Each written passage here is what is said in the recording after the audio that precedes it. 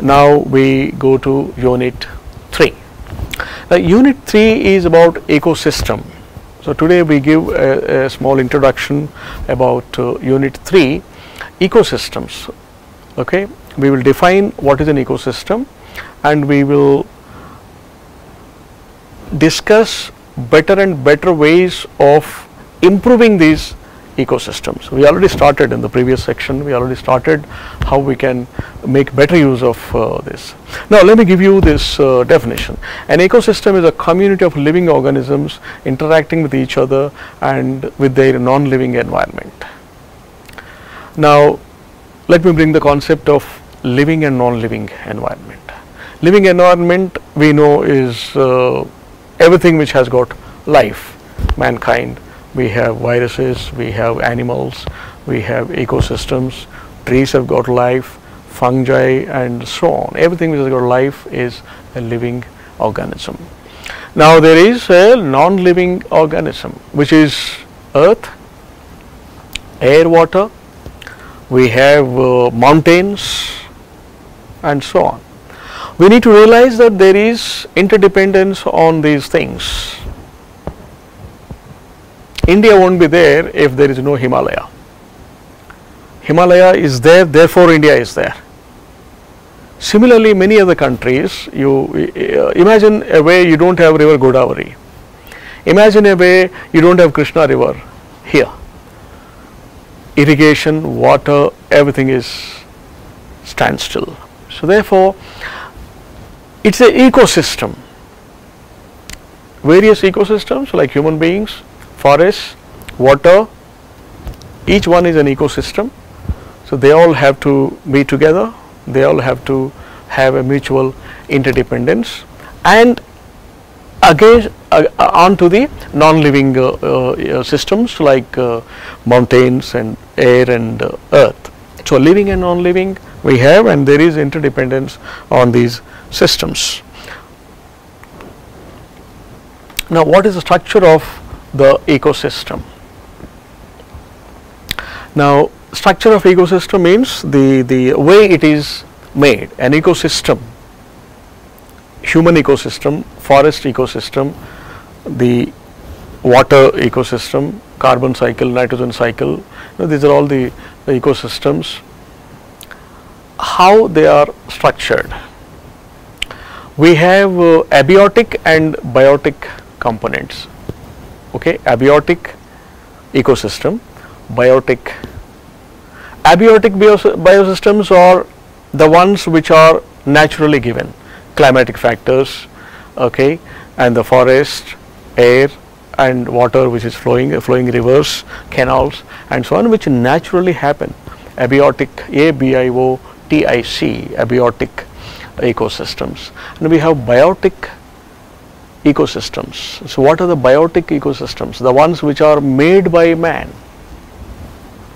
I am putting up a factory. Okay, there is a huge factory. We have ITC Bhadrachalam paper boards, we have Vizag steel plant. Okay, we have many factories, Hindustan Paper Corporation, Hindustan Machine Tools, Bharat Heavy Electricals, ECIL. We have all kinds of factories which are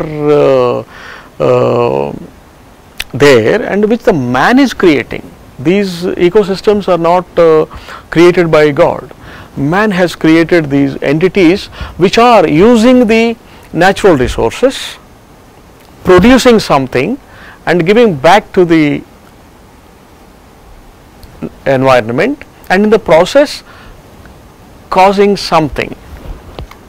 If you take the steel manufacturing for example, okay, we take iron ore, we take coal, we boil it, produce iron and steel, leave out the gases into the air, leave out the pollution, leave out the slag onto the earth, dirty waters onto the rivers and the canals nearby, and produce steel, iron and steel. This iron and steel is used by man for railway sleepers, furniture and so on. Now in the process of producing this useful commodity called steel, I am also producing the gases, unwanted gases, the slag and other materials which are damaging to the environment around. They have to be decomposed, they have to be controlled, they have to be treated properly in order to see that we do not let them out into the atmosphere as they generate the kind of. For example, when you are manufacturing paper, we cook the wood. When you cook the wood, the fiber comes out, but then the unwanted material all goes out. We treat it in what is called effluent treatment plant, EFT plant.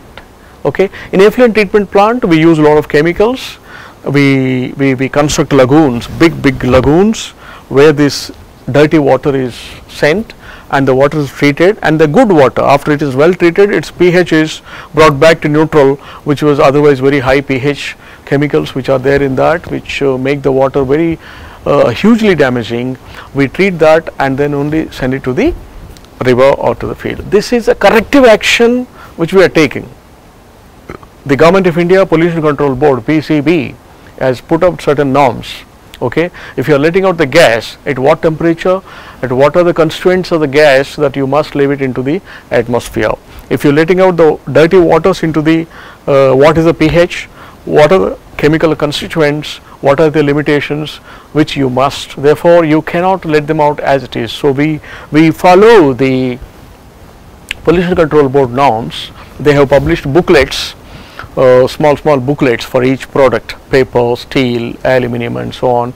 So we follow that and reduce the emissions, reduce the intensity of these emissions to the minimal levels, and then only leave them into. So all this is biotic component.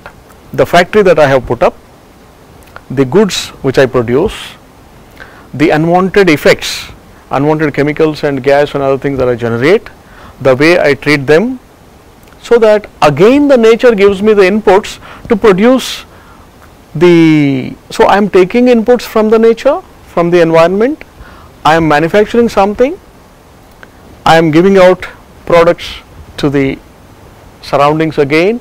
In the process, whatever nonsense which happens, whatever unwanted things which happens, I treat them properly and then leave it out into the environment, so that I do not cause damage to the. That's what the government, that's the research has shown, and that's what the government has set up the norms, and we follow those norms. So we have natural systems and we have biotic systems, abiotic and biotic systems which have to live together. That is as for the structure of the ecosystems.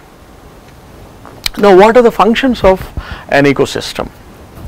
Now, we said the ecosystem is either natural ecosystem or man-made ecosystem. Let's simply call it that way, either natural or man-made. Natural is a forest, natural river is a natural ecosystem, or human beings is another ecosystem, and a man-made ecosystem is a factory, for example, a dam which I constructed. Whatever man-made is all about the man-made ecosystems. Now, the functions, the most important function of these ecosystems, I have to see that the purpose for which they are created. Okay, the main important thing is to produce something. Okay, forests produce oxygen during the daytime and they consume carbon dioxide during nights. So, this is a beautiful production system God has put up within the forest system. So, this production activity is one important function of the forest system. If you look at the air will continuously circulate, clean itself, and see that the oxygen which is required for human consumption is always available.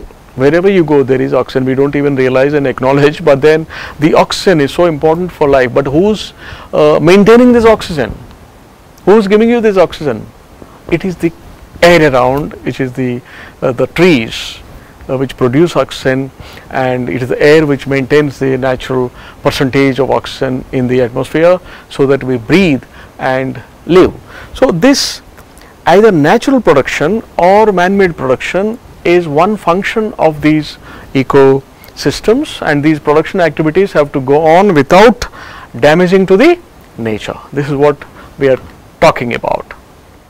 Now, if you look at these ecosystems, you can simply put a chart. You can put a chart and say that there are inputs, there is a process, there is output, and there is pollution and no pollution, and again the inputs come to the production, again the process. So, this system, okay, producers, consumers and decomposers.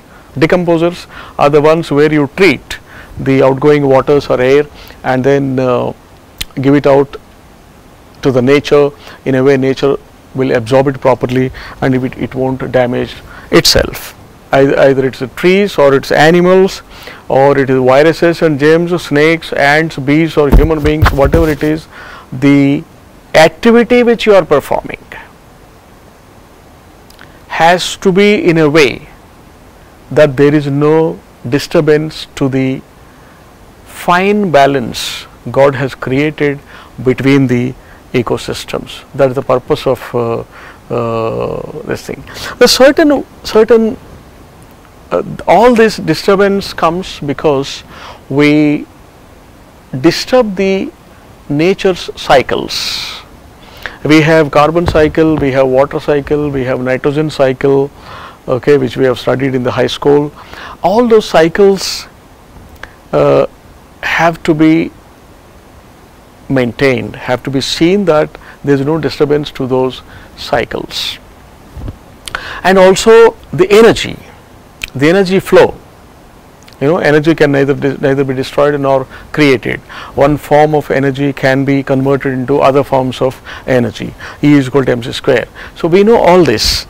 Now, the question is, when you are converting one form of energy into the other form, so what is happening is you are creating certain disturbance, what we call as entropy.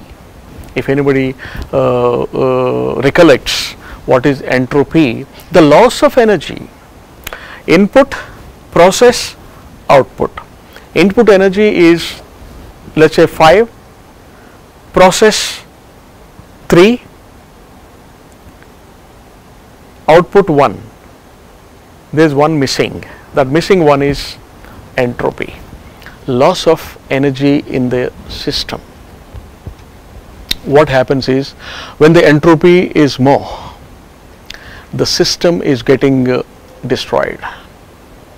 You have to see that input is nearest to the output, so that there is not much loss in the system. That is what happens in IC engine or car engines or petrol engines or aircraft engines. So, we see that the efficiency is maximized, so that we do not have much of entropy or loss of energy happens to the system. So, that is energy flow in the ecosystems. And we have another topic in your syllabus called ecological succession. It is a beautiful one, ecological succession. For example, that means how the natural entities, how the ecosystems evolve from one to the other. Yeah, we have for example, how the man has evolved. Initially there was no man of this kind. Initially there was hydrogen, there was ether, there was oxygen and so on, all these things mixed together to make a cell. The cell has become a plant, and from the plants again some kind of living organisms came, and then there were tigers, monkeys and other animals, and it is said that from the monkey man has evolved. Koti nunchi puttadu manavudu, that means the man has evolved from the monkeys. So, this is ecological succession. Ecological succession means how from one form of the ecosystem the other ecosystem comes. from the second the third ecosystem comes, and so on. How the life has grown from one form to the other. Initially, when the Big Bang took place, there was no life. After the Big Bang, when the lava started cooling down, probably the ether, hydrogen, oxygen, all these things have come together to make a cell, and the cell started somehow taking oxygen and giving out oxygen, so it became a living cell. Nothing but the oxygen going in and going out, going in, going out. Somehow it's called a cell, a living cell. From the living cell you have evolved into trees, into many organisms, into viruses, into bacteria, and finally into animals. We have different kinds of animals. We have monkeys, we have tigers and things like that, and for man, another form of living organisms called man. So this is to understand that from a primitive organism the ecosystem develops into a more mature, more evolved entity. That is how we have seen the examples of how from the non-human form, just a formation of the cell, we have evolved into vegetative forms and living organisms like animals and human beings. This is called ecological succession. Even the trees, for example, the tree of today, what we see, the banyan tree, for example, banyan tree was not banyan tree once. Banyan tree was more primitive organism some time ago, some eras ago, and that particular organism was much more primitive. So from smaller entities the organisms grow into bigger entities. So this is called the ecological succession. Okay, that's how we have entered the unit 3, where we talked about ecosystems, the meaning of ecosystems and the types of ecosystems, ecostructure, and evolution of the organisms, and succession of the ecological and biotic entities. Okay, thank you very much.